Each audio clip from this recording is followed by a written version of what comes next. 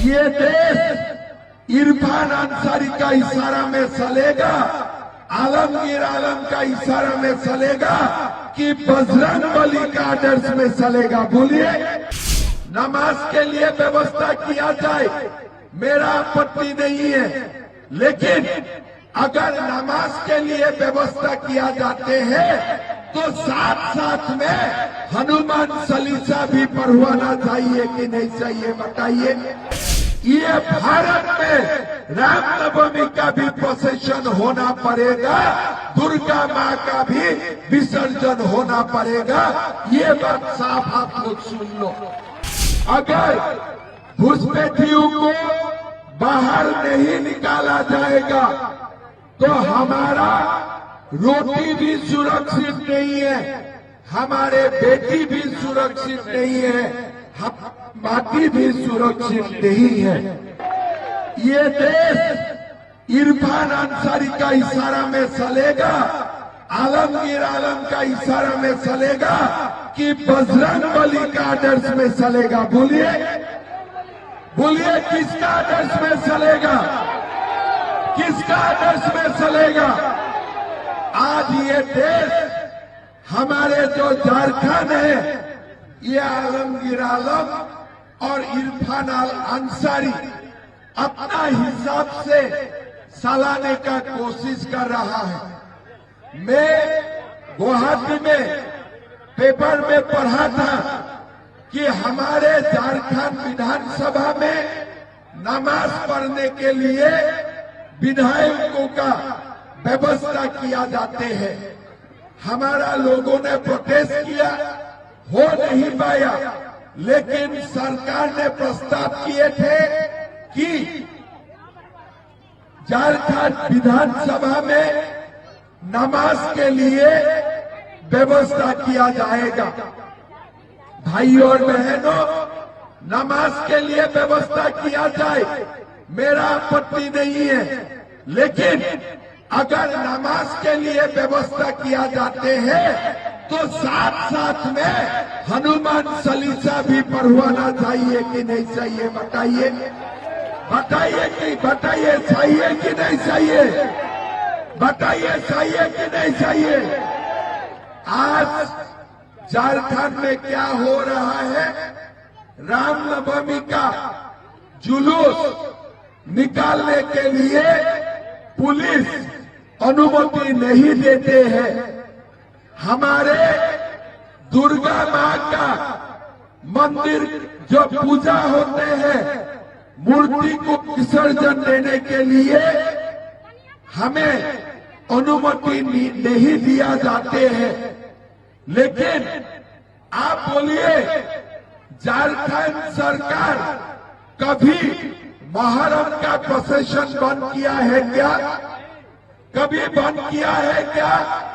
भाइयों और बहनों, मुहर्रम का प्रोसेशन होते हैं, डंडा से हमारा कोई सारे लोगों का दुकान तोड़ा जाते हैं, लोगों को पिटाते हैं। पुलिस कोई एक्शन लेते हैं क्या? पुलिस कुछ करते हैं क्या? मैं आप लोगों को बोलना चाहूंगा, हमारे मुहर्रम का प्रोसेशन हो, हमारे कोई आपत्ति नहीं है, लेकिन ये भारत में रामनवमी का भी प्रोसेशन होना पड़ेगा, दुर्गा माँ का भी विसर्जन होना पड़ेगा। ये बात साफ आप लोग सुन लो। भाइयों और बहनों, औरंगजेब का शासन देश में देखा है, बाबर का शासन भी देश में देखा है। मेरा लगता है उस समय में भी रामनवमी का जुलूस में किसी ने बाधा नहीं दिए थे, लेकिन ये जो इरफान अंसारी है, ये जो आलमगीर आलम है, यही लोग आज औरंगजेब और बाबर से भी नीचे गिरा हुआ है और हमारे समाज को ये लोग ध्वंस करना चाहते हैं। लाभ जहाद लैंड जहाद का नाम हमारा समाज को ये लोग खत्म करना चाहते हैं। भाइयों और बहनों, ये जो परगना है 1951 में यहाँ 23 लाख हिंदू थे और 3 लाख मुसलमान थे। हिंदू थे 90% और मुसलमान थे 9%। लेकिन आज आप लोग देख सकता है घुसपैठिया आते रहा। घुसपैठिया आने का कारण अभी हिंदू का संख्या 67% तक घट चुका है और मुसलमान जनसंख्या 33% तक बढ़ चुका है। आदिवासी का संख्या 44% से 28% तक घट चुका है।